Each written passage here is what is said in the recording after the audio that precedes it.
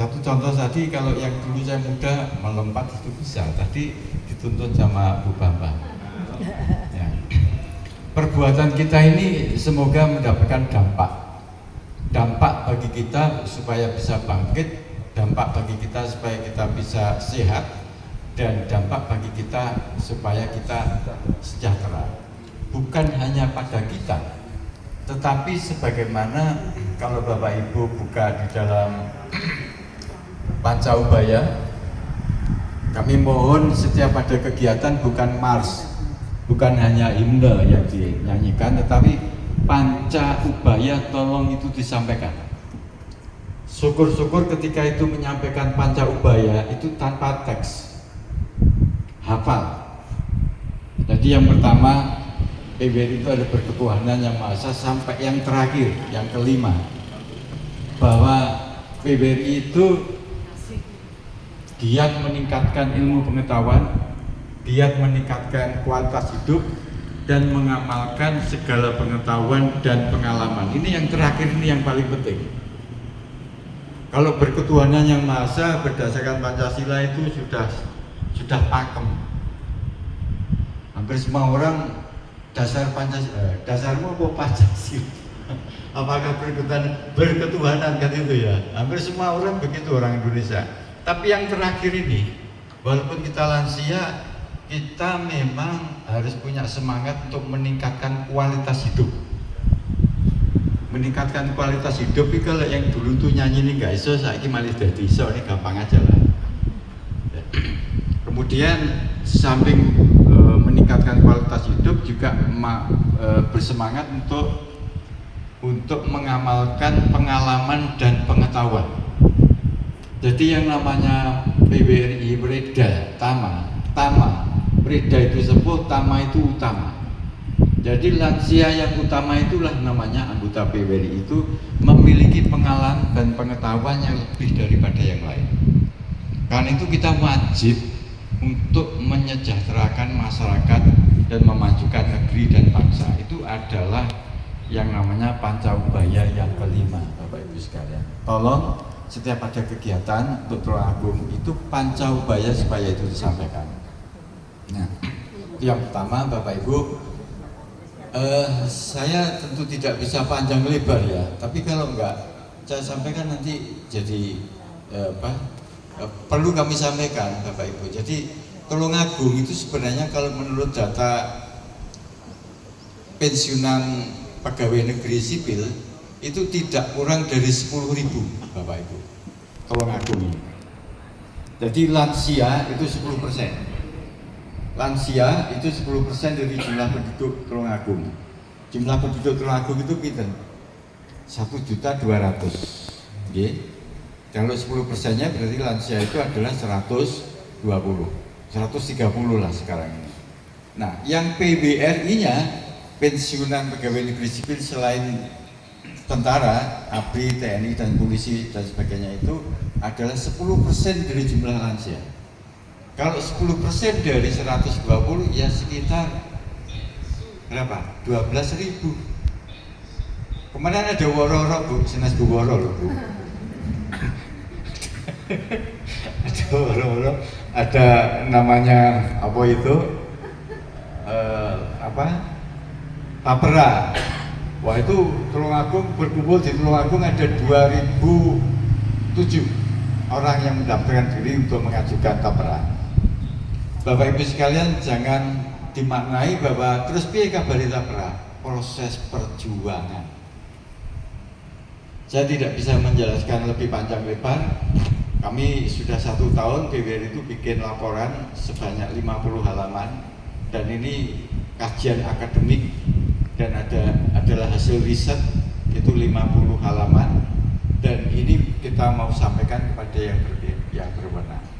Tapi saya tidak bisa menjelaskan lebih panjang lebar. Intinya saya ingin tanya kepada panjenengan, kira-kira itu memperjuangkan supaya korupsi itu bisa dikendalikan itu gampang apa angel? Angel dong.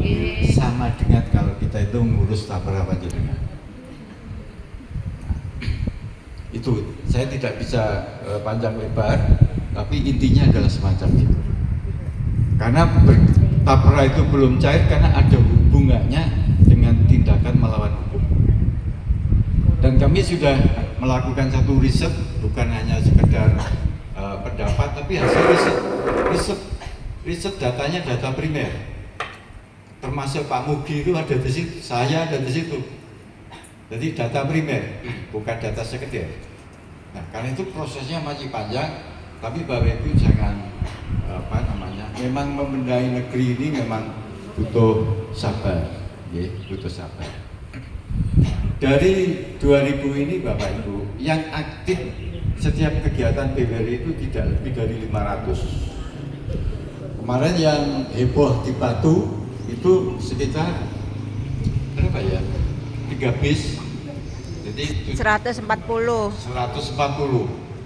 yang nayuk di Batu itu. Kemudian nayuk di alun-alun itu sekitar 350 lebih. Nah, ini meningkat lagi. Yang meningkat lagi yang beli seragam batik. Seragam itu sudah hampir 400.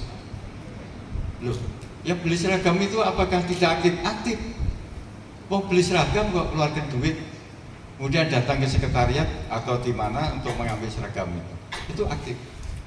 Jadi Bapak Ibu, cuma kita mengaktifasi anggota ini memang perlu cara. Kalau yang suka nyanyi, ayo dijak nyanyi. Kalau suka menanam padi, bertanam, ayo kita bertanam padi. Itu Bapak. Jadi kita. Kemudian yang tiga, yang terakhir yang perlu kami sampaikan Bapak Ibu, sebagaimana yang saya sampaikan di Pancawubaya, yaitu adalah mengamalkan pengetahuan dan pengalaman kita itu batik kita. Batik kita itu tidak sekedar seragam. Tidak sekedar seragam. Tapi batik kita itu memiliki corak yang namanya adalah ande-ande lumut. Bapak Ibu, kenapa kok kita mengambil corak ande-ande lumut? Karena Tulungagung itu ada 2 situs yang tidak ada di daerah lain, yaitu adalah pohon ande-ande Jirawa Sapea. Kemudian yang kedua, tradisi ngunggah-ngunggahi itu yang ada di mana? Ngunggah-ngunggahi perempuan, ngunggah-ngunggahi pria itu hanya di Tulungagung. Tinggalnya Blitar, Kediri tidak ada, yang kecuali itu ada Tulungagung. Karena itu lalu kita memberanikan diri memunculkan batik gagrak Tulungagungan, dongeng ketoprak ande-ande lumut gagrak Tulungagungan. Nah, Bapak Ibu sekalian, seragam kita ini adalah upaya kita untuk membuka pintu pertama, memicu ruang baru bagaimana kebudayaan bangsa kita itu menjadi lebih maju. Saya mengambil contoh saja yang namanya kebudayaan. Kita sudah terlambat 72 tahun untuk memahami kebudayaan. Undang-undang dasar kita tahun 1997 Pak Bu, pasal 32-nya bunyinya apa? Bahwa negara punya kewajiban memajukan kebudayaan nasional Indonesia. Itu ayat 2. Ayat 1. Ayat 2-nya menyebutkan negara wajib menjamin kebebasan masyarakat di dalam melindungi dan mengembangkan nilai-nilai budaya. Ande-ande lumut itu termasuk nilai budaya. Karena di dalam ande-ande lumut itu ada nilai-nilai estetika, etika, edukasi, dan ilmu pengetahuan yang kita mau kembangkan. BTA itu juga ada ilmu pengetahuan yang luar biasa, karena batik Tulungagung itu tahun 54 itu mengilhami Bung Karno, presiden kita yang pertama itu hadir di Tulungagung untuk mempelajari BTA. Ada apa di balik BTA? Di balik BTA itu adalah ada hubungan produksi batik antara pembatik dengan juragan batik, antara pekerja dengan pemilik modal. Dulu yang namanya pembatik itu memahami tentang pandangan hidup orang Jawa. Oh jenenge kawung itu maksudnya ngene nggih. Sing jenenge batik lereng itu seperti ini, batik andan dulu itu seperti itu, kaum ibu itu yang sebagian besar yang membatik. Jadi memiliki derajat sama antara pembatik dengan pemilik udang.